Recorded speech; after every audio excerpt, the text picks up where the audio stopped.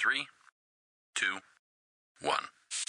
All right, so here we go. According to Genesis, the Lord created everything in 6 days, and then on the seventh day he rested. That is, he stopped.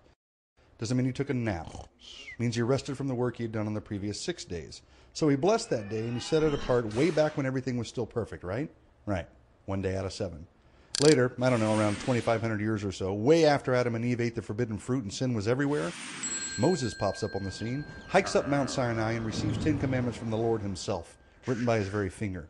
You saw the movie. For all you readers out there, take a peek at Exodus 20. Here begins the law, God's commandments. His design, not ours. For our benefit, not his. Now, out of all the 10 commandments, we stop today on the 4th. Remember the Sabbath to keep it holy. And in case we might not connect it on our own, God uses the same language in the first book of the Bible that he does here in the second to connect it for us. And I paraphrase. In 6 days, not 5, not a million years, not an eon. In 6 days, God did a bunch of work, making everything that we see and don't see, and he rested on the seventh day. Therefore, he blessed it and made it holy. He set it apart. 1 day out of 7. So we got 10 commandments. We got 8 don'ts and 2 do's. But inside one of the do's is a don't, this 4th commandment. The do is to remember the Sabbath by keeping it holy. And the way to keep it holy is the don't. Don't work. Or more accurate to its intent, put aside the normal work you do on the previous 6 days. Make this day different. 1 day out of 7.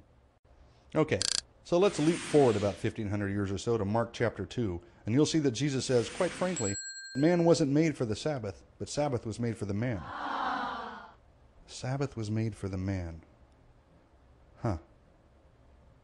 God blessed this day and he set it apart. Why? For what?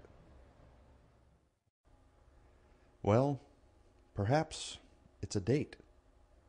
Maybe God is saying he just wants to spend time with us. Yeah, he created us to do all kinds of things and have friends and family and live our lives, but maybe he's saying he'd like to spend time with us too. Now, he knows we're busy. That's why he gave us 7 days. 6 days to do all the things that we have to do. And 1 day to spend with him. 1 day out of 7.